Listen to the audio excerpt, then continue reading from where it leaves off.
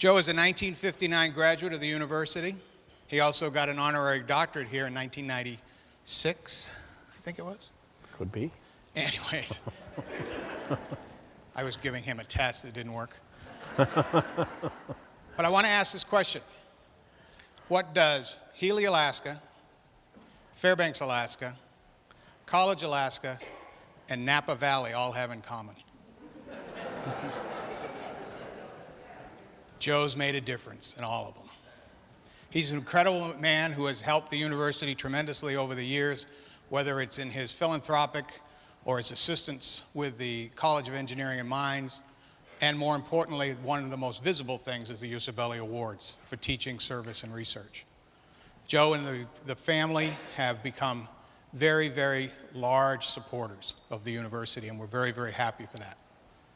Tonight is brought to you by the summer sessions, but also by the Alumni Association. When Michelle Bartlett thought of this idea a number of years ago, we really thought that this would be a wonderful opportunity to partner with the Alumni Association and bring in university alumni to speak. Because the one thing about alumni is they're permanent. Professors come and go, buildings come and go, chancellors come and go, administrators come and go, but once you're an alum, you're always an alum. Joe, thank you for coming tonight, and we look forward to the evening. Robert? Thank you.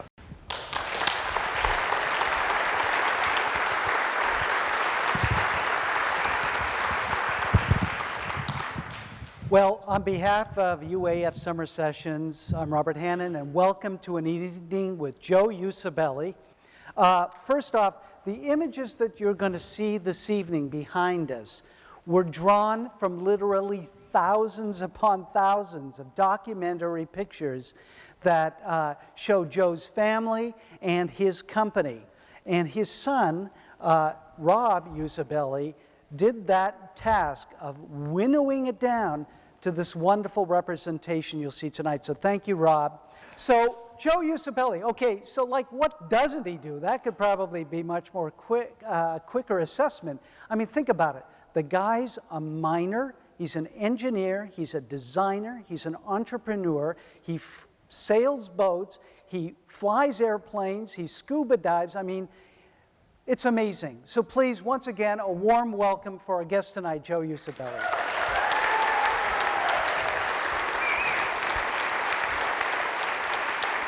Thank you, Robert. Well, it's such an honor here. And, you know, as I was researching about you, I got caught up in your family story. And I kept flashing back to Westerns I watched as a kid. You know, you had Paladin and those guys that went from town to town. And then you had these families that moved onto the frontier and made a success, made a go of it. And I thought, you know, the story of your dad coming up here really conformed to that sort of myth, if you want, about a patriarch overcoming adversity in a harsh environment and really achieving something remarkable. So let me start out and ask about your family. Did your dad ever tell you why his dad came over and brought the rest of them with him? Well, like so many people that immigrated to this country, is because times were tough where they lived. And, you know, there were depressions all over the world, and so family came over in the early 1900s to try and make a living, which wasn't possible back there. Well, now, your dad was an interesting guy for a number of reasons, but he seems to have been an interesting combination of both brains and brawn. For example, he could do complex math in his head. He didn't seem to be daunted by that. And yet, he was also physically very powerful too, wasn't he? Yes, he was a very strong guy. I think the one example that comes to my mind, I don't remember how old I was, but I wasn't very old, and we were constructing a new tipple down there, which was basically a wooden structure. And he picked up a 100-pound keg of nails, put it on his shoulder, and walked vertically 200 feet and never stopped. And there were a lot of young guys watching him who just stood there with their mouths open because they knew they couldn't have done it. Yeah, my knees hurt just hearing you talk about it. And also his brother John So he and John seem to have had a wonderful working relationship, except if you were co-workers down in this railroad car construction business. Talk a little bit about that. Well, that was before either one of them ever came up here. And they worked together at Pacific Car and Foundry, who at that time actually made railroad cars. Now they make trucks, basically, but, and they were chosen, because they worked together in teams of two, they were chosen when a new new design was going to be constructed. They would assign these two to it. That has set the rate, because everybody was paid piece rate. So they would choose their fastest team, and of course then everybody else who wasn't as fast didn't make as much money, because piece rate kind of kept them back. So they'd have to work harder to try and keep up.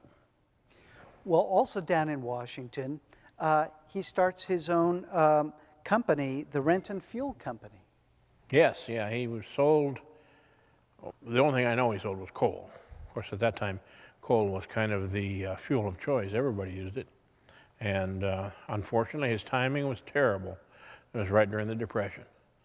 And he had a lot of stories about that. And finally, I had to quit doing that and come up here to work. Again, times were tough, and they were better here. Well, but there's one story from that company where the guy with the car drives in. Would you tell that story? Because I think that is a great example of Depression sort of necessity, but also quirkiness. Well, this fellow apparently came in with a Model B sedan, and said he couldn't afford to have the coal hauled, but he had to have coal. And my dad said, well, where do you want it? And the guy really hadn't thought about that, I guess, so he laid back in the seat of his car, kicked the cloth top out of the car, and said, put it right there in the back seat. And so they did. Sort of the customer's always right. Oh, yeah. So when he arrives in Alaska, he takes up mining, and he works for Cap Lathrop's outfit. Is that right? No, actually, he first came up and he worked down in Matanuska Valley at Jonesville. I think it was the Evans Jones Coal Company was the name of the company. And he mined down there for a year. That was 1935. And then he and my mother moved to Centrana in 36, where he started working for Cap Lathrop. He had mined earlier. He was an accomplished coal miner because he'd worked in Washington State as a miner as well. Did he ever tell you how he got into mining originally? It was just one of those jobs or occupations that... Yeah, he tried a lot of things. He was a logger for a while. He was logging in Canada when he was a teenager, actually. And, of course, Pacific Car and Foundry and mining at various locations in Washington State. So at that time, you took what work you could get, I think.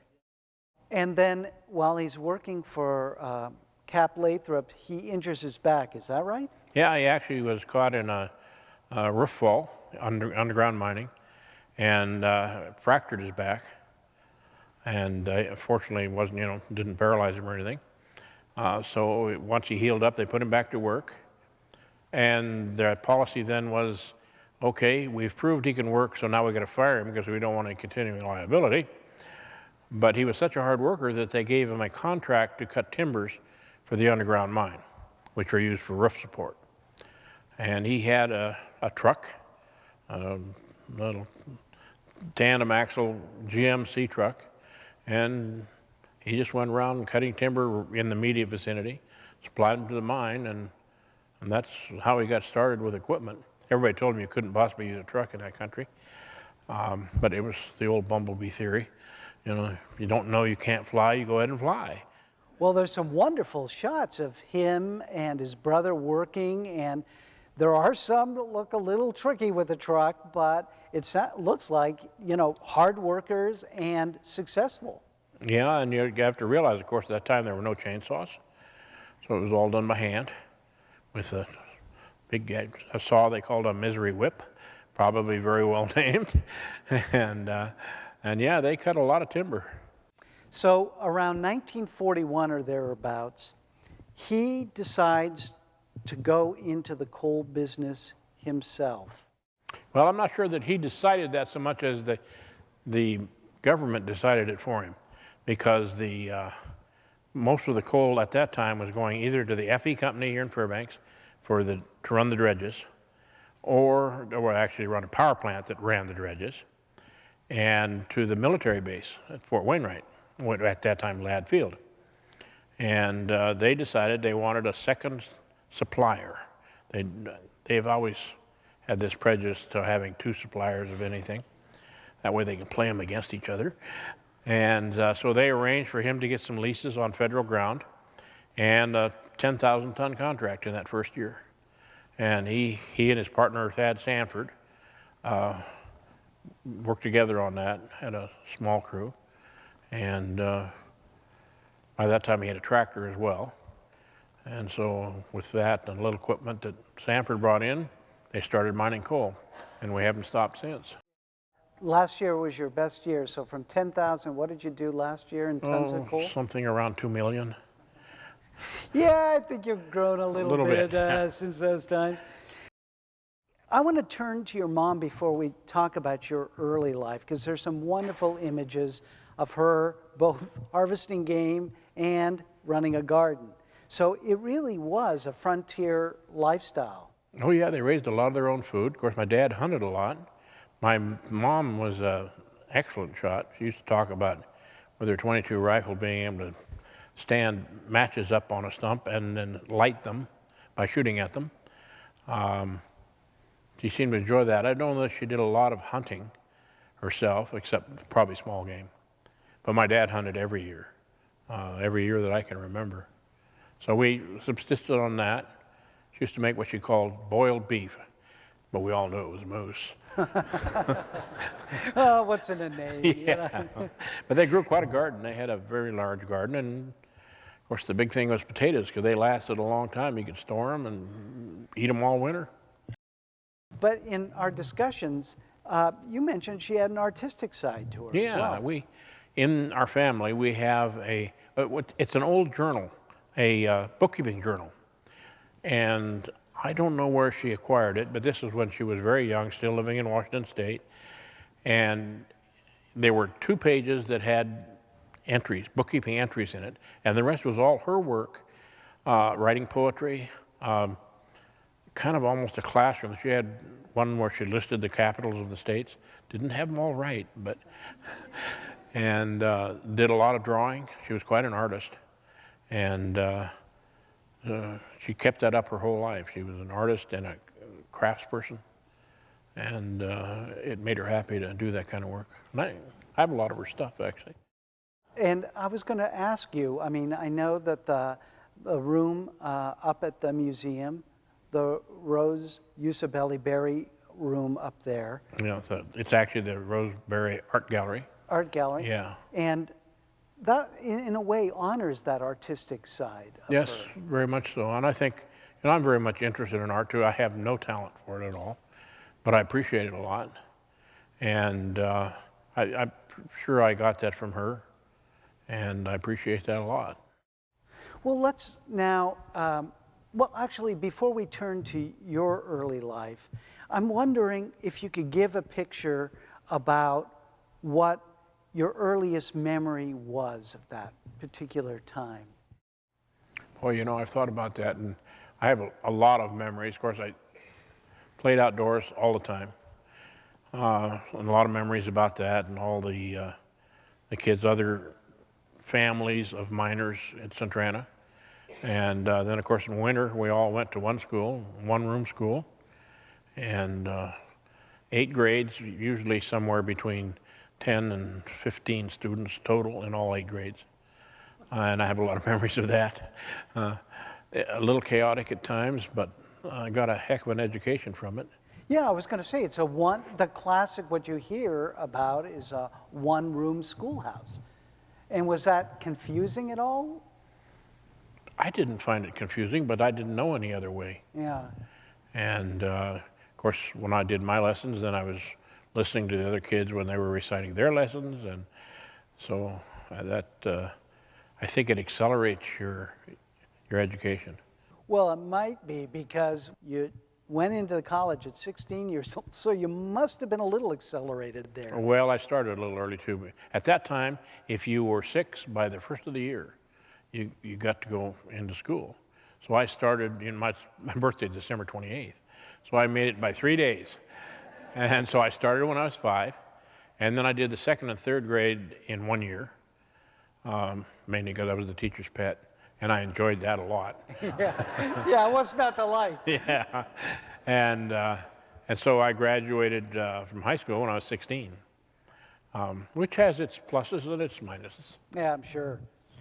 I said to Joe that this has got to be the most fun occupation in the world because you get to blow things up and drive big machinery around. And it's every kid's dream. And when I was playing with little model trucks, at that age, you were on the real thing. I drove my first tractor when I was 7. Really upset my mom when she found out about it. What's that noise that I... But yeah, we were around equipment all the time, and we lived right on the mine site. And so we were just exposed to it continuously. Yeah. And then when we weren't watching the big stuff working, we had our little models too, and we were out building dams and roads, and like kids do. Yeah. Only you're on the big iron. Now, big iron is a term I learned talking with you, and that represents heavy equipment, right? Right. Yeah. But when your dad and his fledgling company, they actually pioneered a new way of mining because they used a dozer and that GMC truck that he started the timber business with, right? Yeah. Yeah, they used the dozer to uncover the coal. They were working on an outcrop, so there wasn't a lot of uncovering to do. And then they actually dozed the trucks full of coal they just made a cribbing place for them to back in, and they could doze the coal into the back of the truck, and then haul it down and put it through the tipple and into the rail cars. Pretty basic. Yeah, but again, makes his contract using this thing. And from what I read, the miners at Hard Rock or going into the tunnels kind of looked askance at this, weren't quite sure that this would be a success. Well, my father looked askance at it too. He never thought he was mining unless he was underground. The surface mine was something he used to make enough money to pay for the underground mine, basically. And that was, there was a place up the Healy River called the Roth property. It was named after a fellow that had started working there. His name was Roth, obviously. And there was this huge outcrop of coal. And he actually drove a tunnel into the outcrop to mine it, rather than just mining it right there off the face. And it was just sort of a mindset. It's the way it was done. For a lot of young kids now, but I think mostly boys, when they go hunting with their dad, it's kind of a unique situation. It's a sense of bonding and a time for, sharing in unique ways. Talk to me a little bit about that aspect. Did your dad and you ever, have great hunts, and what did you talk about? We hunted together from the time I was 13 on, pretty well. We hunted. My dad really loved to hunt sheep, and I got my first sheep when I was 13, and pretty much every year since then, or till he died, or I kind of quit hunting. But yeah, we spent a lot of time together, and sometimes you can mess up a perfectly good hunt by shooting something, but it's a good bonding experience, and it's really an excuse to get out there in the outdoors. Sure. So when you're in your early teens, you move up to Fairbanks, and after this discussion about the one-room schoolhouse, I'm wondering what going into school here in Fairbanks, was it sort of like Ben-Hur when he goes into the Coliseum? Was it just that huge for you afterwards? Well, actually, I went into the Fairbanks. It was a grade school then, Old Main School, which is now the City Hall, I guess, and started there in the 8th grade. My folks got divorced. We moved to Fairbanks. We're going to have to move the next year anyhow because we had no high school in Healy or in Centrana. And so I came in the 8th grade. There were 2 classes of 8th grade. And to me, that was, those kind of numbers were kind of frightening. because each class was twice as big as the entire school I'd gone to. But it was all right. I was a good student and paid a lot of attention to that. I was a little behind socially. It took a while to fix. But I met a lot of really interesting, good people that are still my friends. Yeah.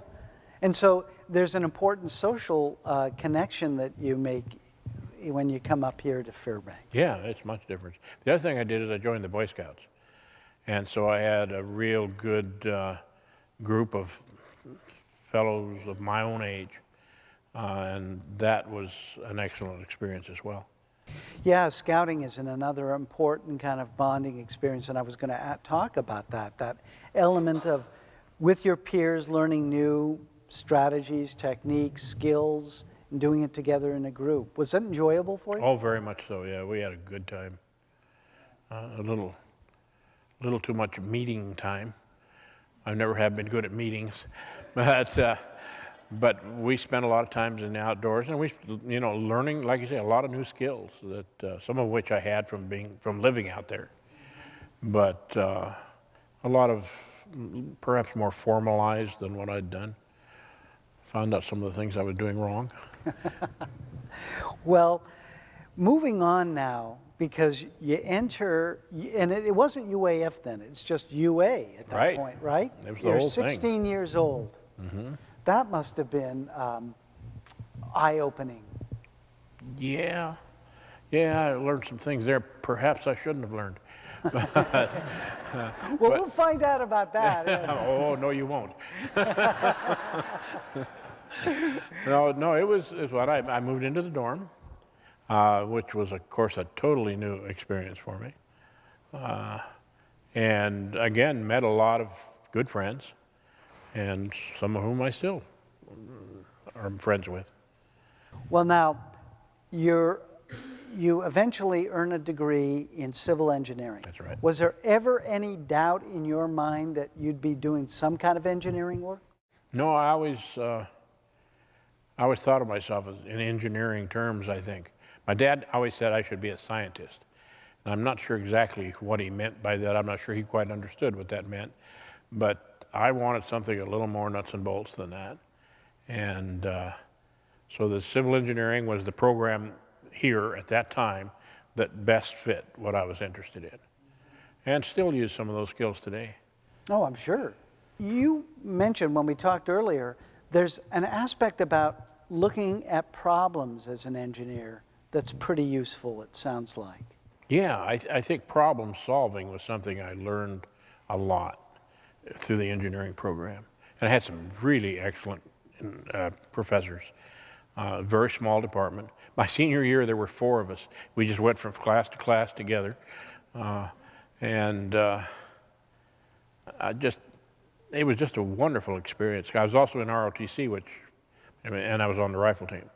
The point I'm wondering about is that small class size. You often hear that can be a tremendous boon. Oh, yes.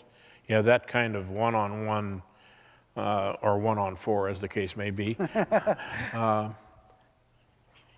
It was later when I went to Stanford, I had a couple of classes. I had one class, a math class with 400 students. And it was obviously to me that was not a good way to teach anything.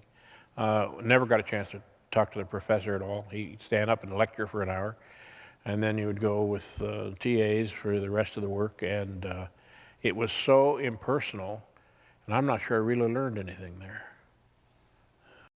But hands-on, I'm guessing, if there's one-on-4 kind of relationship, you had opportunities to do things probably with 400 students in that one class. Oh, absolutely, yeah. Yeah. And of course, the other thing you have is it was 4-on-1. You outnumber them. And it's easy to organize. Yeah, note to self, don't have Joe in class. Well, let's go to the ROTC then. Now, there is something about ROTC and about later your time in the military. There's a leadership. You learn leadership in those capacities. Was that your experience? Yes, very much so. Yeah, at that time, ROTC was mandatory the first 2 years because we were a land-grant college. But I stayed in for the full 4 years, got a commission, went into the Army. Actually went into the Army to fly, but that didn't work out because I broke my wrist playing softball. And so they said, well, okay, Lieutenant, here's the deal. You can extend for 2 years and continue to fly, or you can get out 2 years early. And that took about 3/10 of a second to make that decision. And so got out of the Army. It's supposed to be 2 years earlier than my commitment, but as it turns out, I got in what we called Uncle John's year. During the Bay of Pigs, they extended us for a year, and I actually got out in 6 months, so I was in for 2.5 years. In college, you also are on the rifle team.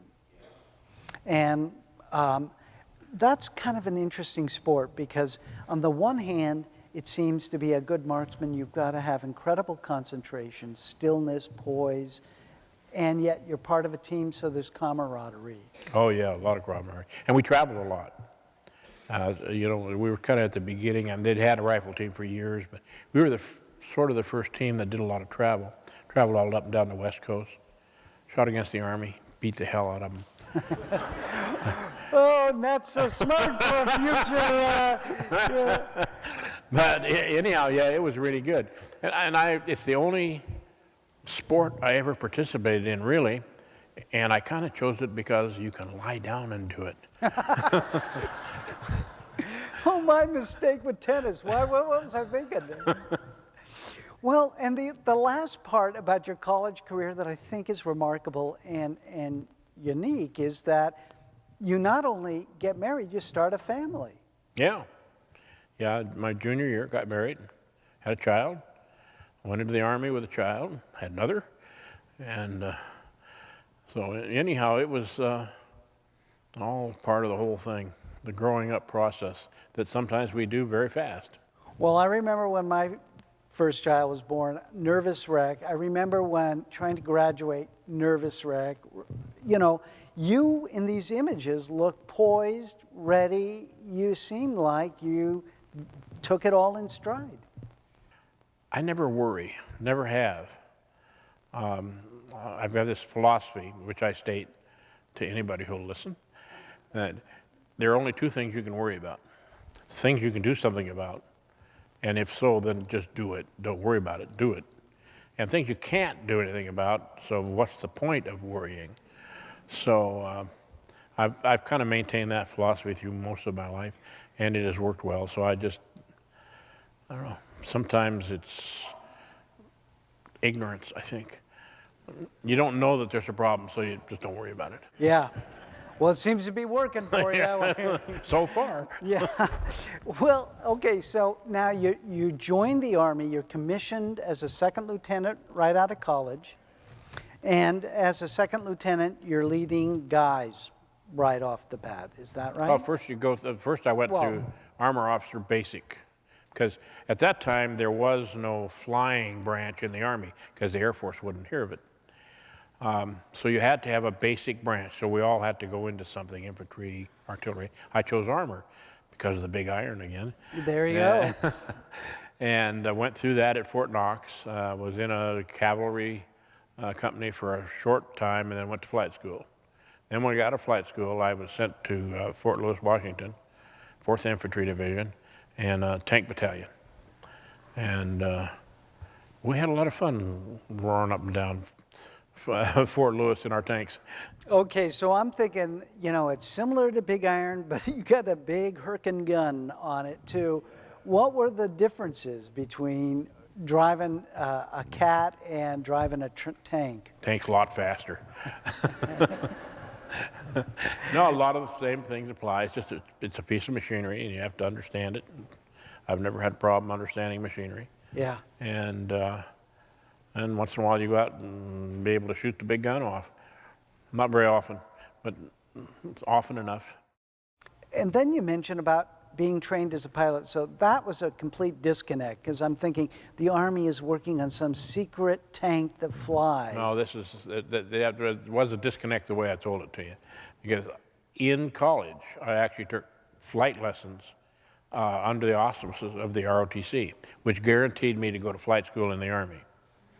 So after I got out of the armor officer basic, went to flight school.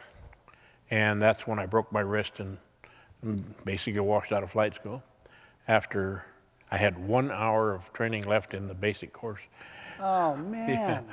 But they wouldn't let me fly with a cast on my wrist. So, But they'd let me drive a tank with a cast on there. yeah, they don't crash as often. I don't think it. But you're still an accomplished pilot. So were you always in love with flying or interested in flying? Yeah, I started flying when I was 16, actually. And yeah, I've always felt very much at home in the air. The transition between the air and the ground sometimes is a little problematic, but Well, I'm going to say, yeah, so here's a guy who loves big iron and yet loves these aircraft and soaring above. So there's a wonderful contrast in there about you. yeah, big iron, little aluminum. Yeah, I don't know, there's a freedom to flying that I don't think you can get any other way. Or if there is, I don't know what it is. Well, now I'm going to turn to after your Army career, you get out and you decide to go to grad school. Is that it? Is that how? Yeah, again, another decision that was kind of pushed on me because at that time, the mine was a little bit of financial problem. And so they suggested that I go away, and they suggested my dad go away too for a while. And they turned it over to someone else to run for a year. And so I chose to go to graduate school at Stanford in mechanical engineering, because at that time they didn't have mechanical here. And it's kind of, you know, the big iron mechanical end of it. I like that a lot. So I went down there, and it was an interesting education. I found out that Stanford is an excellent graduate school, but I'm not so sure about the undergraduate as much. They emphasize, I shouldn't say that, they do an excellent job of educating people at all levels, but their emphasis is really on graduate school. Because I was taking both kind of courses since I was transitioning from civil engineering to mechanical engineering. I had some basics that I didn't have, so I had to do that. Again, that's where the 400 people in the class part was. But other than that, it was interesting. I learned a lot of stuff down there. Well, and you always, it sounds like, had a facility. You said you're never kind of confused about machinery, love machinery. And I think often mechanical engineers like that form and function and the elegance of those two. Yeah, it's, I was going to say more precise, but it's really not. All engineering has to be pretty precise, or you're just guessing. So, but it's a different precision, I think. But yeah, I really wish I'd done a little more. I went 2 quarters there and then came home. Well, in a minute, we're going to talk about the company and some of the remarkable things that you did that weren't just running a successful coal venture. But talk to me about the Good Friday earthquake and your drive from Stanford after your first 2 semesters there. No, we actually left, as it turns out, the morning of the Good Friday earthquake. And we're driving up, stayed overnight in Oregon, and then in the newspapers the next day, all the headlines were, oh, there's a big tsunami coming to Oregon, which was, you know, never did come actually, but it was, and then kind of, oh yeah, well, there's a big earthquake in Alaska, and not much news is getting out, and you know, things are in chaos, which they certainly were. So we drove on to the Canadian border, and there they said, oh, Usibelli, yeah, we've got a message here for you. And it was a telegram, I guess, from our attorney, company attorney, say, call me, re your father's death. And that was the first I'd heard. Oh, that must have been so hard. It was hard. Yeah, that was just like somebody kicking me in the gut. And so I tried to get through by telephone, couldn't. So I called the Red Cross, said, you know, father's died, I can't get any information, can you help me? They said, write a letter. Write a letter? Write a letter, yeah. So basically I just continued on, put my family on a ferry at Prince Rupert and flew back to Seattle, and finally had some news and found out the funeral was being held in Seattle.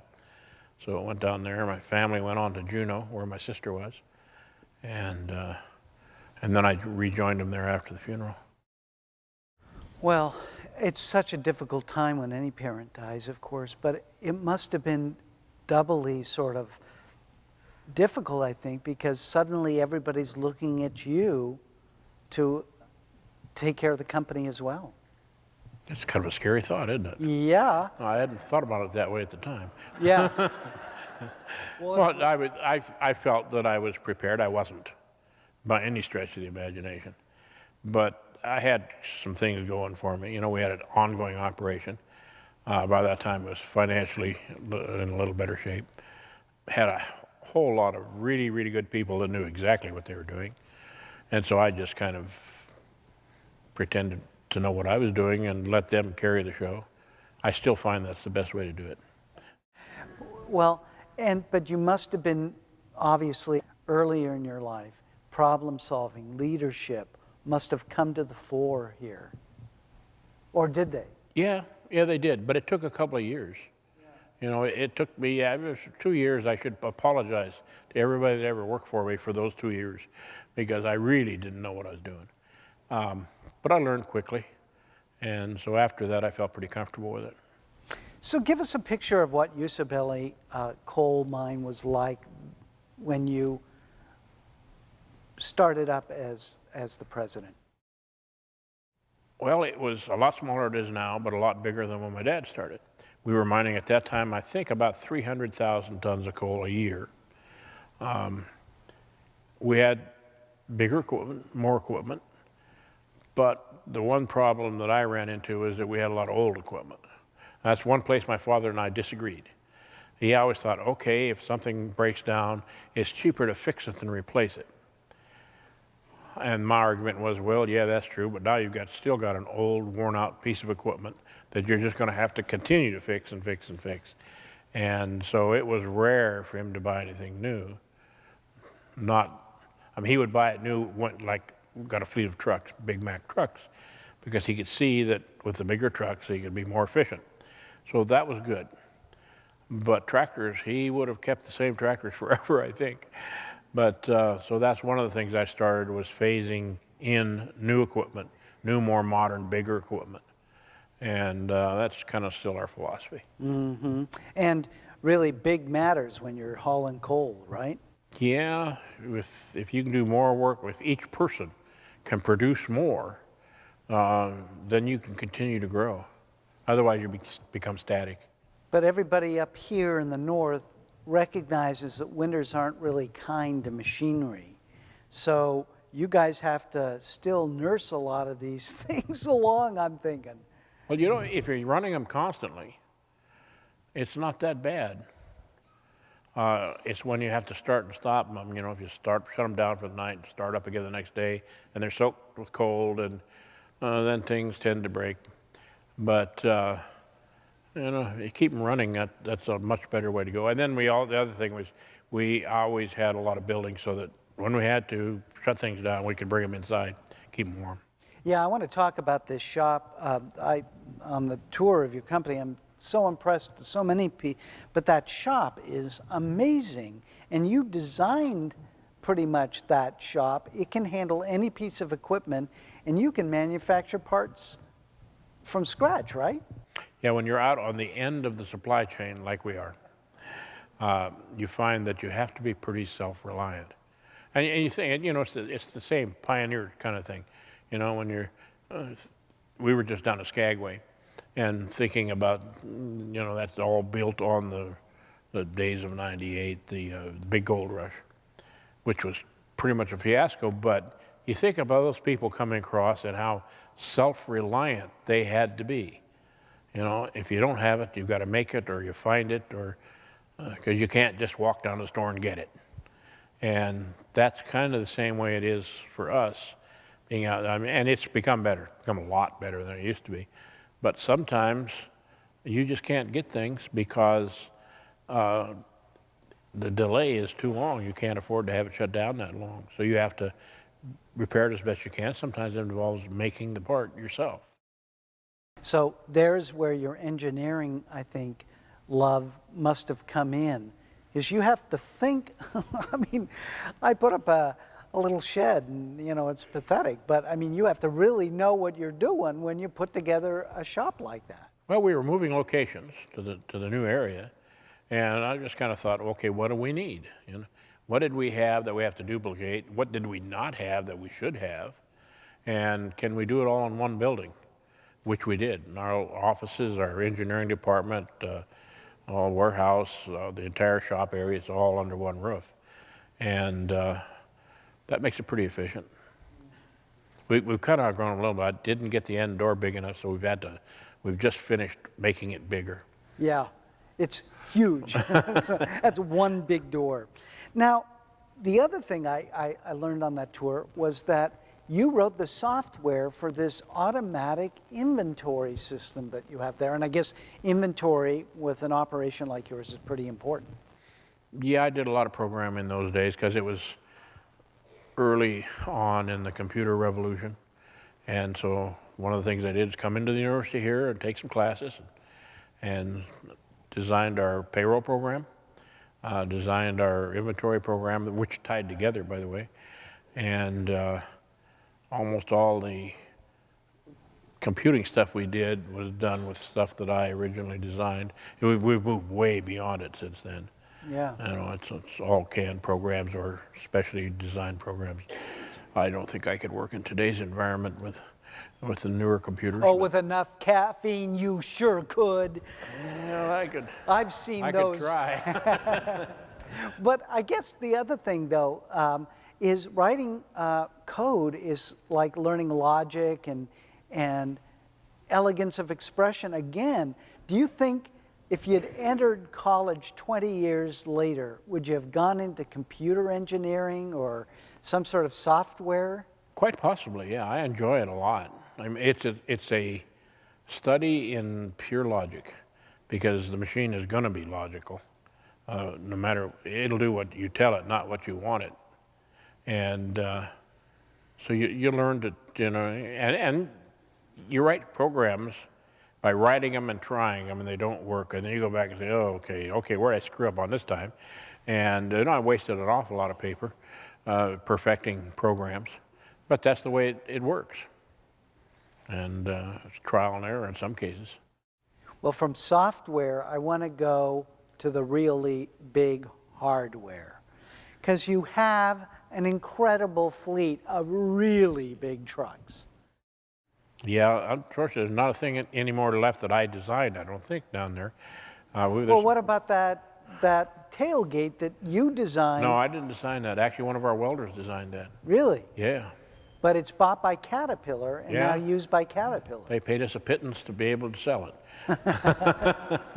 Actually, they didn't really pay us. I think they gave us some credits on some stuff. But well, that works for, I guess, a concern like yours, doesn't it? yeah, sure. We don't care. Money's money, however you get it. Well, but these trucks are just huge, and keeping them moving, keeping things organized, just is mind-boggling to me how efficient everything seems to run. You could ask some of my people who are right here in the audience. Sure, what are they going to say? Oh, yeah, very efficient. No, they'll tell you the truth. Yeah. That it's not always that way. Sometimes there is always something going to break at the really worst time, right? When you really need it, it's going to break down. It's just the way it is. So you have to have systems that work so that you can get it back going again quickly, which involves spare engines, spare transmissions, supply of tires on hand, which isn't always easy today. You have to plan ahead on what you're going to need, and without knowing exactly what it is you're going to need. But it becomes more and more predictable the more and more you operate it. Well, so we talk about big iron. When we talk about the drag line, we're talking really, really big iron. Yeah, that's biggest iron. Yeah, that's huge. So talk to me, did it really take a year to assemble, or almost? Yeah, 11 months. And we brought it in 44 truckloads and 28 carloads of parts, and then we assembled them. Hired our own crew, hired 3 people who had done this work before to act as foremen, and we just welded it all together. Of course you did. Well, I'm thinking these things, kits I get, and I can't make heads or tails of the design, but how many, you've got thousands and thousands of parts, and these are really big pieces, and you sound like, oh, well, you just assemble it, you know? Yeah, that's true. It comes with a really good set of blueprints. Yeah, but for me, it's like, oh, does this nut go here or does it go over there? Well, see, you don't have really good blueprints because the blueprint will tell you that. And what struck me when I watched it operate, it's so quiet. It's all electric. Yes, Well, it's got to suck down some juice, Joe. about 2 megawatts on the average. But the real problem is that it goes from taking about as much as 5 megawatts to regenerating about 2. So you have a real swing on it. And I didn't show you that, but we have a big flywheel that irons that out. Not in the machine, it's done electrically. How does that work? Oh, it's just a huge rotating flywheel. I think I can't remember the weight of it, about 40 tons of rotating mass with a motor that drives a DC motor that drives it or speeds it up when it's regenerating. When the dragline is regenerating, it speeds the flywheel up, stores that energy in the flywheel. And then when it's taking more, it slows it down and takes the energy back out of it again. Oh, that's brilliant. So you don't, at any one really big surge, cripple everybody else around. They could still, somebody in the power plant, anywhere that's hooked together, which means anywhere in the state pretty much, can tell you exactly what the dragline is doing at any given time, probably. Really? Yeah. And what does it do for the company that this wonderful fleet of tractors and trucks and everything else that you have couldn't do? But the dragline? Yeah. Dragline moves dirt. That's all it does. It takes the overburden from above the coal and moves it to where you last mined in big long rows. It's kind of like a windrow on a farm. You know, you run the plow through and you turn that over into the last hole you just made. Then you come back and you do it again. And that's our primary piece of earth moving equipment.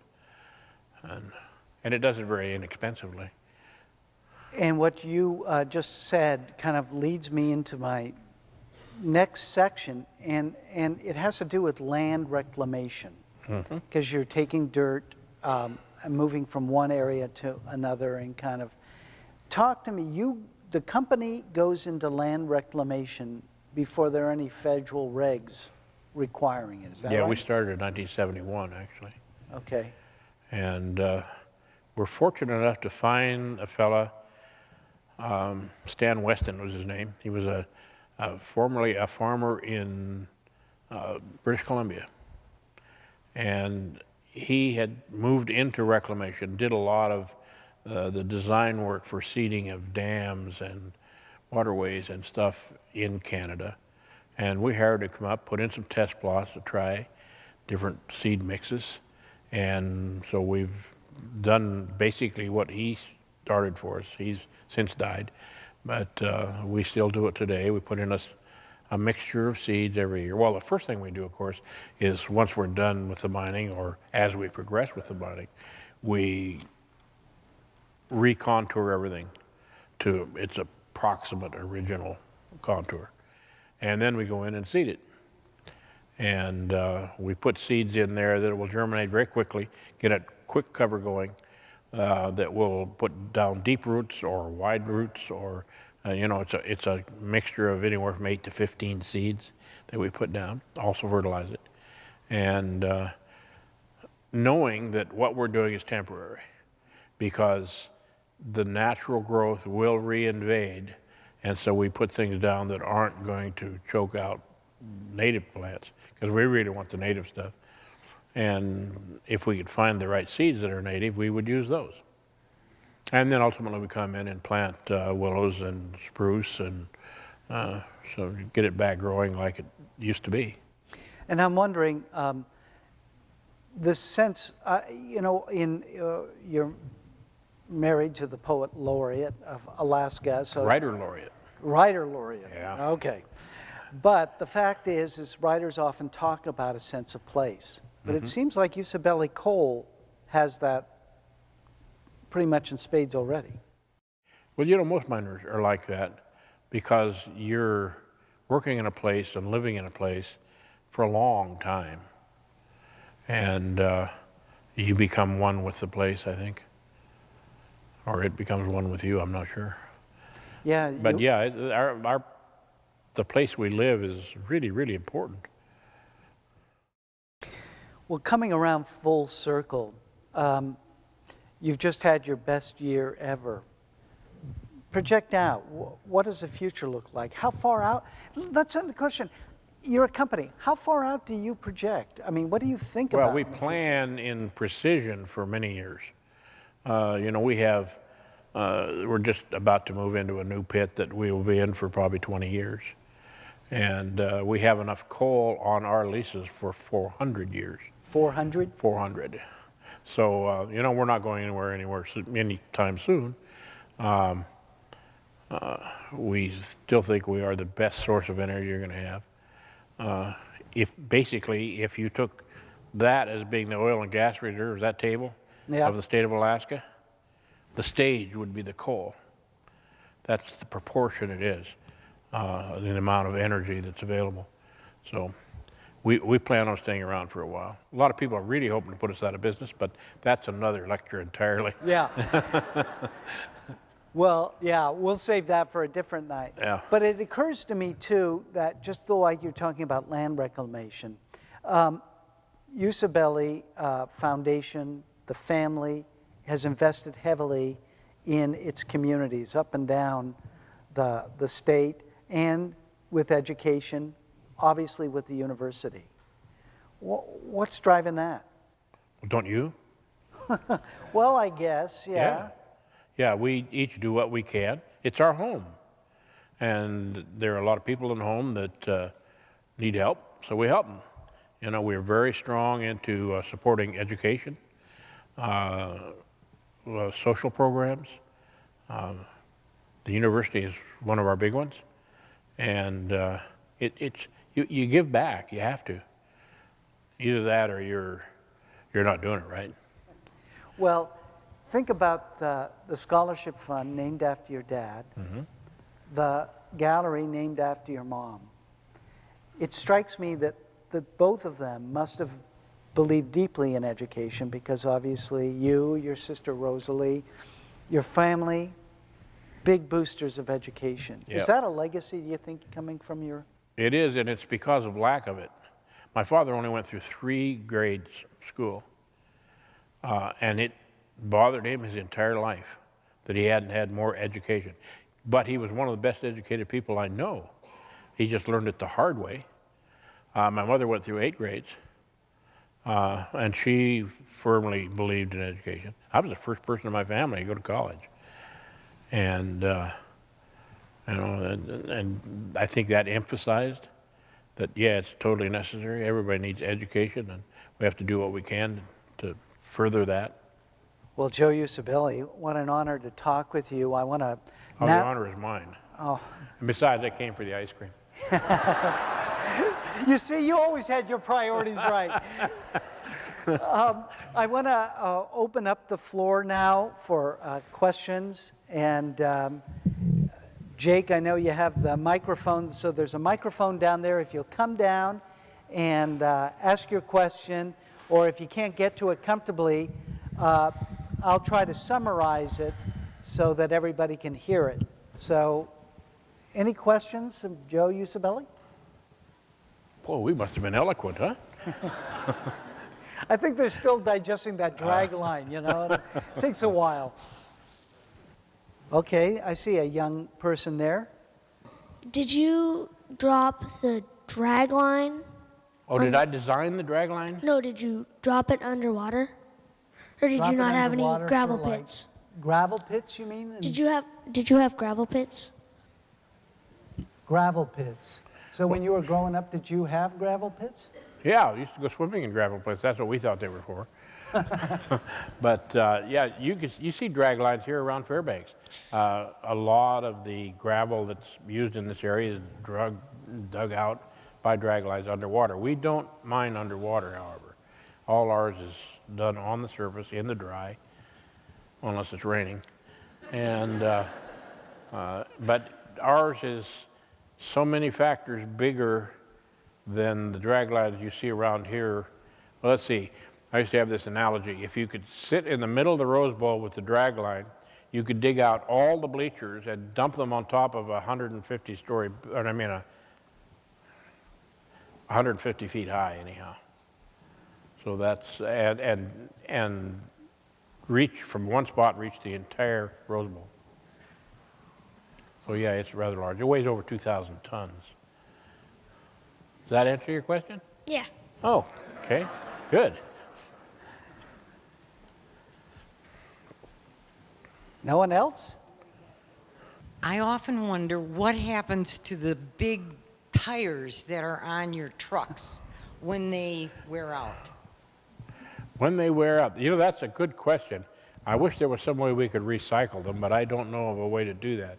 You know, these tires on the trucks are like 13 or 14 feet in diameter, and you don't want to know how much they cost.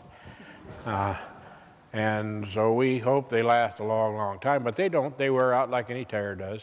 And basically, we have a big stock of used tires. If you'd like some. I'm thinking they're not just planters, they're whole gardens you can put in there. Well, and until we get our next question, oh, do we have another question? You've talked about mining, you've talked about hunting. I wanted to hear about scuba diving. Where is the best place you've gone scuba diving? Actually, I own a fleet, I and my family. Has nothing to do with the mine at all. We have a fleet of 3 live-aboard dive boats, 1 in Hawaii, 2 in Palau, and we take people out for a week at a time and just dive themselves silly. It's a wonderful thing to do. If you're a diver, you won't find any better diving than a live-aboard. That's a little plug. Yeah. Well, I think we have another question over there. Yes. What percentage of your business is now export? Ooh, you're probably asking the wrong person, but it's over half. Yeah, right now, their biggest customer is in Chile, of all places. Yeah, you're thinking, boy, it's so far away. But, ooh. If you look at a globe, you can't look at maps. Maps are useless for global things. You look at a globe, you'll find that Alaska is closest source of coal to Chile. And you would think, oh, no, it must be Australia, but it's not. It's not Indonesia, it's Alaska. So we're sending a lot of coal down there, all we use for power generation. But yeah, I don't know, Joe, you're here. What's our percentage? We're about 55% export and 45% domestic right now. Yep. On a tonnage basis. Yeah, would it be that way on dollars? I wish, but.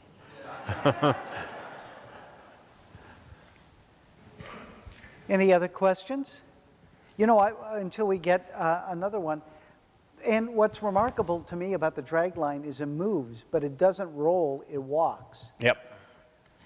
It's like you were sitting on that floor there, put your hands down and scoot your butt backwards. That's exactly the way it walks. Not fast, but it gets there. It's about, let's see. It takes a 7-foot step every minute, whatever that works out to. About a quarter of a mile an hour, I think. But it corners like it's on rails. Yeah, donuts and nothing. 2 questions. One is about the walking drag line. I was wondering if you knew how it compared to the old Effie Company walking drag line that they used out in the Cripple Creek area. Exactly the same idea. Yeah, just much larger. Much larger? Okay. And then my second question is, what do you do in the Napa Valley? We have a grape ranch, actually a couple of them down there, raise grapes to make wine. We don't make the wine, we just make the grapes. And your dad started that, right? Yep. And my dad became a summer sourdough.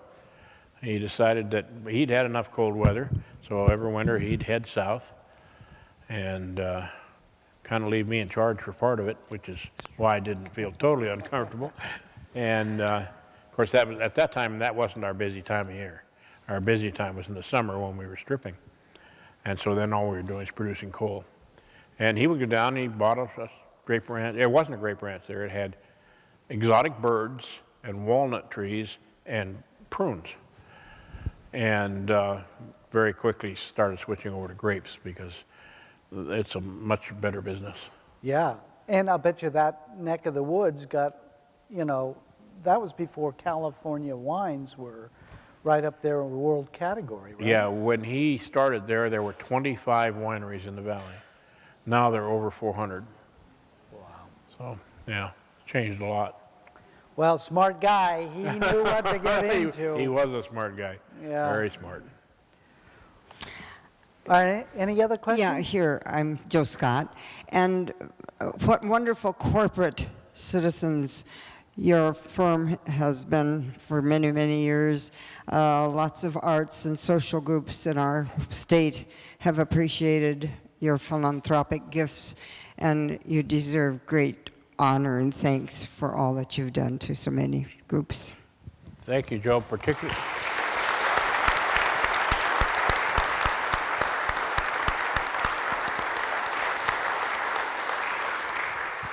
That is particularly good coming from you. And Joe? this will be our last question because I'm thinking that's a great segue for ice cream, but go ahead. Don? Joe? Yeah. There was hydraulic mining for some years, and somehow or other I was led to believe that there was so much gravel put in the creek bed that actually raised the bed of Healy Creek. Is there any truth to that? Well, I don't see any that has changed the bed level because that creek is so fast that it moves a lot of material all the time. And I'm pretty sure that most of what we put in, which is basically sand, is probably somewhere down around St. Mary's. But I don't know about that. But you know, we put a lot of dirt into the creek, and I don't see any change in the level. But you would know more about that than I do.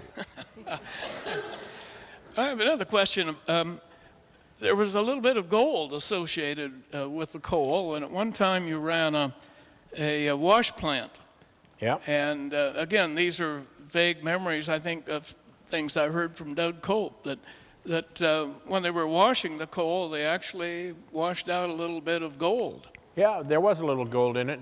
We never tried to recover any of that. Actually, earlier than that, much earlier than that, when we were moving some of the gravels, we did through sluice boxes, which were just flumes as far as we were concerned, but we put some riffles in it. And we let the guys go up at night and pan out what they could find.